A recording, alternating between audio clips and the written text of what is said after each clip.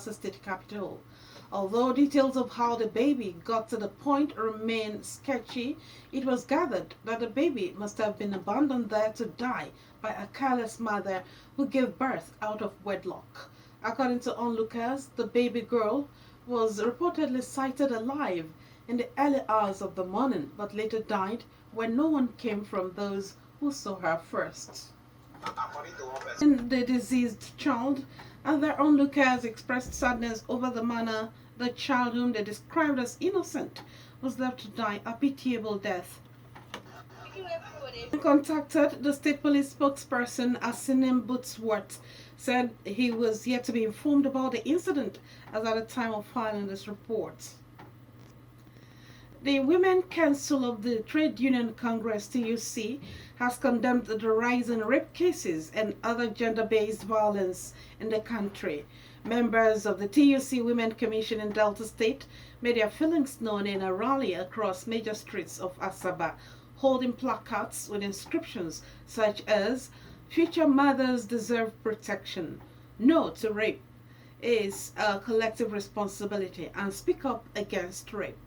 In a speech, the Trade Union Congress Women Commission National Chairperson Comrade Hafsat Shuaibu, represented by Delta State Chairperson of the Women Commission Comrade Faith Usoro, called for stiffer penalty to deter perpetrators of gender-based violence. Also appealed for a concerted effort against rape, noting that the offense was majorly perpetrated against women and the girl child. The TUC National Chairperson added that the union was open to partnership with relevant stakeholders aimed at educating women on procedures for collecting evidence for successful prosecution of rape cases. The women also visited the Delta State House of Assembly, the police headquarters in Asaba, and the office of the Secretary to Delta State Government to register their complaints. Delta State Government in its hospital across the state for easy access to residents to know their COVID-19 status. The State Director of Information, Mr. Duna Obuse, said in Asaba that the sample collection and testing are free. Mr. Obuse, who stated that the issuance of certificate of result after testing was also free, warned that on no account should any resident in the state pay for COVID-19 services. The Delta State Director of Information urged residents to take advantage of the COVID-19 free testing program and to continue to observe all safety protocols. Meanwhile, the Delta State Commissioner for Basic and Secondary Education, Mr. Patrick Uka, has expressed satisfaction with the level of compliance with COVID-19 safety protocols by teachers and students in the ongoing West African Senior School Certificate examinations. Mr. Uka stated this while monitoring the examinations in some schools across the 3 senatorial districts of the state scored the teachers and students high on compliance. He urged school heads to ensure that the standard established during the examination was maintained within the period of the examination and also when other classes resume. The Delta State Basic and Secondary Education Commissioner, who expressed concern over the late arrival of examination materials during the period of the monitoring, said the delay was not acceptable. The Director General of the Cross River State Emergency Management Agency, Mr. Prince Wilayim, has advised traders and shop owners in major markets in the state to come up with lasting solution to the incessant fire outbreaks witnessed in marketplaces in order to avoid losing their goods and other properties to fire.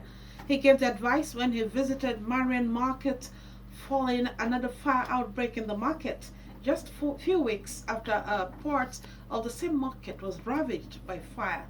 Mr. Ayim, who sympathized with victims of the fire incident, noted that market unions should regularly sensitize the traders on the need to put off electrical appliances in their shops and avoid illegal connection of electric wires, emphasizing that the major cause of fire disaster in marketplaces had been attributed to electric power surge. Director General of the State Emergency Management Agency also assured the victims of the fire incident, as well as other traders who were previously affected of the plan of government to alleviate their plights. We are doing our assessment. Traders who was adversely affected by the fire, Mrs. Blessing Williams, urged the state government to establish a functional fire service unit close to major markets in the state for quick response and easy accessibility when the need arises. The Ember reports that a recent fire outbreak on the popular Marian Market in Calabar is the fourth within the space of 3 years. You're listening to Radio Nigeria, South Zone News at 2. Here are stories in the bulletin so far. Stakeholders urged to adhere to COVID-19 guidelines during Edo State governorship election. Advanced Nigeria Democratic Party Bayelsa State Chapter dissociates self from tribunal ruling. Still ahead, Libya's rival authorities announces immediate ceasefire plus business, foreign, entertainment, sports, commentary, and weather. Do stay with us. The news continues with business news. The National Pension Commission PENCOM says total pension assets under the contributory pension scheme rose to 11.08 trillion naira as at the end of June 2020, despite the effects of COVID-19 pandemic on various sectors of the economy. For details of this and more on business news, let's join Austin Ine. We'll now bring you foreign news. Libya's rival authorities have announced an immediate ceasefire. The Tripoli-based and internationally recognized Government of National Accord published a statement that also calls for elections in March next year. The truce was also agreed by an ally of General Khalifa Haftar, who controls large parts of the east and south of Libya. Libya has been riven by violence since Colonel Muammar Gaddafi was deposed by NATO-backed forces in 2011. The oil-rich nation is a key transit point for migrants heading to Europe from Africa. Elsewhere, Russian doctors say leading opposition figure Alexei Navalny, whose supporters believe was poisoned, remains too ill to be moved to Germany for treatment. Mr. Navalny has been in a coma since Thursday when he fell ill on a flight, and his supporters called the doctor's decision a direct threat to his life. They cited one report of a deadly substance, dangerous not only to Mr. Navalny but to all around him. Doctors treating him in Siberia said no poison had been found in his system. Mr. Navalny is a prominent critic of Russian President Vladimir Putin. Now, on the entertainment scene, in the world of entertainment, actor RMD joins a King of Boys 2 cast as rapper Eriga set to wed his baby mama. Kura Bereze brings us up to speed with the details.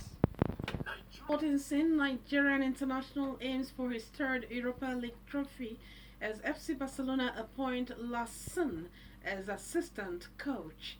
Austin Isaac has details of these and more. And now the commentary. Today's commentary is on the essence of World Humanitarian Day, as written by Amaka On of Radio Nigeria Treasurer FM and read from our studio. Commentary on the essence of World Humanitarian Day was written by Uzamaka On of Radio Nigeria Treasurer FM and read by Mukbulola Oke. To end Radio Nigeria, South Zone News at 2, a recap of the major items. Stakeholders have been urged to adhere to COVID-19 guidelines during Edo State governorship election. Advanced Nigeria Democratic Party ANDP Bayelsa State Chapter has dissociated itself from tribunal sitting. On the foreign scene, we told you that Libya's rival authorities have announced immediate ceasefire. That's the news as edited by Victory Isoni and the production team. My name is Rachel Ona. Thank you very much for tuning in. Good afternoon.